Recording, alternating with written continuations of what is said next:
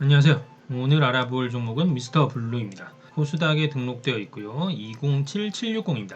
요 책은 자주 화제가 되는 주식인데요. 언뜻 웹툰 회사로도 알려져 있는 것 같긴 한데 이 회사가 왜 뜨고 있는지 실제로 어떤지 궁금해서 알아봤습니다. 그럼 숫자부터 보고 가실까요? 일단 매출은 상승세입니다. 2017년에서 2018년 302억에서 310억 소폭 상승했다가 2019년에 600억 넘게 기록하면서 2배 넘게 상승했습니다. 긍정적으로 해석할 수 있는 부분 하나 더는 올해 1분기에 166억을 기록했는데 이게 전년 동기 대비 100% 넘게 성장한 수치라는 것입니다. 게다가 이 업종의 특징에 맞게 영업이익 역시 높은 수준을 기록하며 성장하고 있습니다. 일단 10%가 넘는 영업이익을 가지고 있고요. 게다가 2017년, 2018년의 경우에는 소폭 상승했지만 2019년은 3배 넘게 상승하면서 2019년에 139억의 영업이익을 기록했습니다. 당기순이익도 마찬가지입니다. 당기순이익도 2018년에 당기순이익 28억에서 2019년 당기순이익 120억으로 굉장한 수치를 기록했습니다. 요 최근에 숫자를 봤던 기업 중에서 가장 실적이 호조로 돌아선 기업이 아닌가 생각합니다. 그럼 이제 실제 사업 내용을 좀 더 자세히 보도록 할까요? 사업의 내용을 보면 디지털 만화, 웹툰, 웹소설, 온라인 콘텐츠 공급업을 영위하고 있다고 제시하고 있습니다. 하지만 여기에 더해서 한 가지 더 있습니다. 바로 게임 사업 부문입니다. 2018년 물적 분할을 통해서 새로운 회사를 설립했다고 하지만 현재 100% 지분을 소유하고 있기 때문에 저희 투자자 입장에서 봤을 때는 크게 다른 회사로 볼 필요는 없을 것 같습니다. 지금까지 보면 미스터 블루는 디지털 만화도 하고 웹툰도 하고 웹소설도 하고 게임도 합니다. 하지만 산업에서 보면 각 분야에서 어떤 역할을 하는지는 좀 세분화되어 있는 부분이 있는데요. 예를 들어서 정말 웹툰을 제작만 하는 업체도 있고 아니면 웹툰을 보여주기만 하는 데도 있고 게임도 제작만 하는 데도 있고 게임을 유통하고 퍼블리싱하는 회사도 있죠. 그래서 이 회사의 특징을 좀 더 알아보기 위해서 찾아봤습니다. 사업의 개요를 간단하게 소개한 대로 보자면 생산 유통 서비스라는 전체 일괄 시스템을 구축한 만화 전문 기업이라고 제시하고 있습니다. 여기 미스터 블루가 있고요. 그리고 여기 생산을 담당하고 있는 블루코믹스, 그리고 미얀마 법인 오렌지 스튜디오가 있습니다. 다른 것보다 좀 생소하게 와닿았던 것이 이 컨텐츠업에서 미얀마 법인을 가지고 생산을 한다. 이 부분이 좀 생소했는데요. 그래서 여기에 대해서도 한 발 더 깊이 들어가서 알아봤습니다. 일단 웹툰 전문 스튜디오 블루코믹스에 대한 이야기인데요. 이 기사 내용을 보면 블루코믹스는 미스터 블루 미얀마 법인의 만화 제작 인력을 활용해 웹툰을 대량으로 제작한다는 계획이다 라고 이야기하고 있습니다. 그러니까 미얀마 법인에서 만화를 대량으로 찍어내는 작업을 진행한다는 것이죠. 이런 만화나 웹툰 제작에서 단순 노동할 수 있는 부분을 단순 노동화해서 미얀마에 외주 준 것이 아닌가 생각됩니다. 원가 절감의 차원이겠죠. 이렇게 제작한 웹툰이나 만화를 서비스를 하게 됩니다. 자체 플랫폼도 있고요.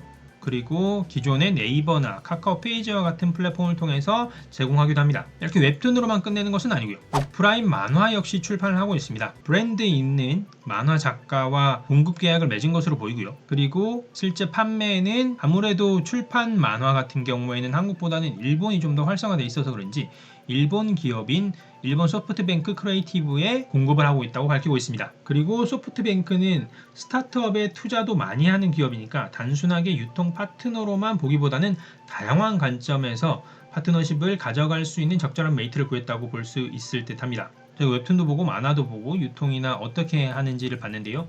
게임은 사실 좀 단순하게 볼 수 있으니까 그 부분은 이해하기 어렵지 않을 듯 하고요. 그러니까 정리해보면 미스터 블루는 제작에서 대량 생산을 효율적으로 하며 유통망을 갖춘 컨텐츠 회사라고 볼 수가 있을 것 같습니다. 그럼 미스터 블루의 매출 구조와 추이를 좀 더 보도록 할까요? 먼저 매출 구조를 보게 되면 하나씩 차근차근 보도록 하겠습니다. 온라인 컨텐츠 서비스가 2017년에 80%가 넘는 비중을 구성하고 있었습니다. 2018년에도 역시나 높았지만 2019년에 매우 감소한 수준이고요.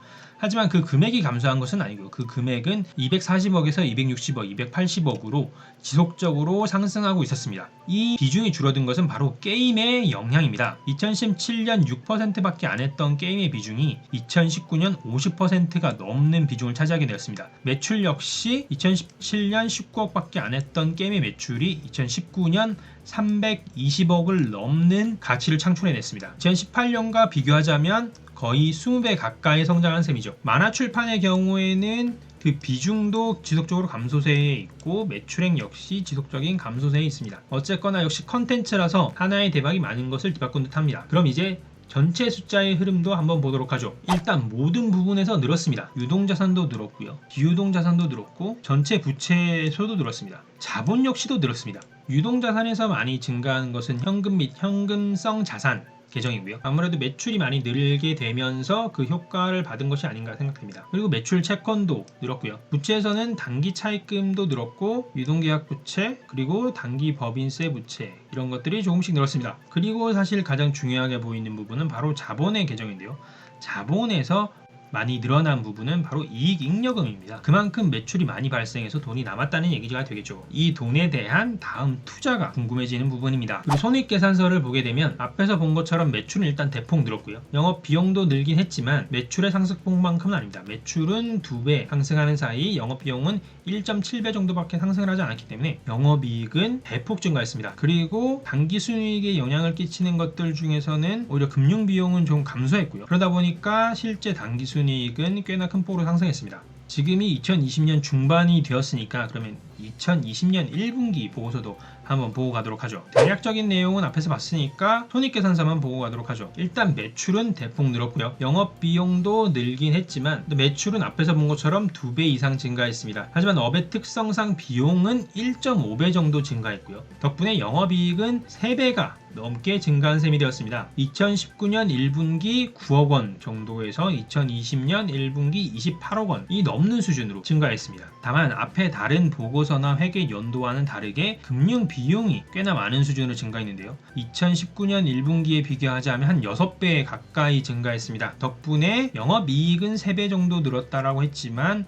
당기순이익은 그 정도 늘지 못했고요. 당기순이익 2019년 1분기 약 9억 원 정도에서 2020년 1분기 22억 원 정도로 2배가 조금 넘는 수준으로 증가했습니다. 물론 많은 폭으로 증가한 것이 분명 맞습니다. 일단 지금까지를 정리해보면 컨텐츠 사업을 하는데 자체 제작과 유통을 하며 웹툰과 만화, 웹소설로 먹고 살다가 최근에 게임이 대박이 나면서 급성장하는 회사가 되었다라고 요약할 수 있을 것 같습니다. 그렇다라고 했을 때 회사의 급격한 성장은 여기서 끝일까요? 아닙니다. 또 다른 기회가 나타날 수 있습니다. 에오스레드가 지금 미스터 블루의 게임입니다. 그리고 중화권 공략을 위해서 이제 시작하는 시점입니다. 6월 10일 기사고요. 10일에 사전 예약 페이지가 오픈되는 수준입니다. 그리고 이것이 첫 번째 해외 진출인 만큼 그 성과도 굉장히 중요할 텐데요. 이것을 시작으로 정말 해외에서 성과를 내기 시작한다라고 하면 아무래도 내수보다는 해외 시장이 더 크니까 그 가치는 더 뛰어나게 성장할 수 있을 것으로 기대할 수 있습니다. 그럼 이제 숫자도 봤고 성과가 나는 부분도 봤으니까 수급을 한번 보도록 하죠. 아무래도 가장 먼저 눈에 띄는 것은 거래량입니다. 6월 이후에 거래량이 크게 죽지 않고 다시 살아나고 있습니다. 6월 2일에 상한가를 기록을 했는데요. 주가만 보자면 그 이후에 힘을 못 쓰고 있는 부분은 어느 정도 맞습니다. 상한가로 상승했던 종가 1600원을 지키지 못하고 올랐다가 내려와서 눌리고 있는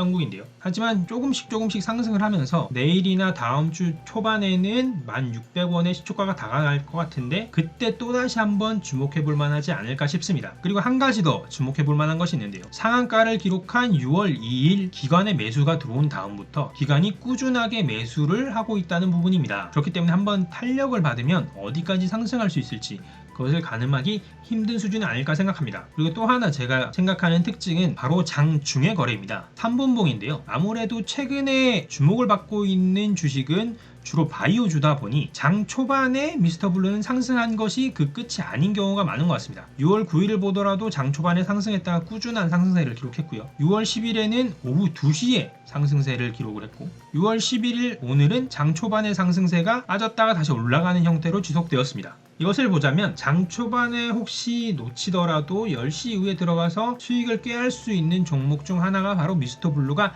아닌가라고 생각되는 부분이었습니다. 오늘은 미스터블루에 대해서 알아봤습니다. 안정적 사업 기반인 온라인 컨텐츠를 기반으로 게임으로 대성하길 기원하면서 저는 다음에 새로운 주식과 정보로 찾아뵙겠습니다. 감사합니다.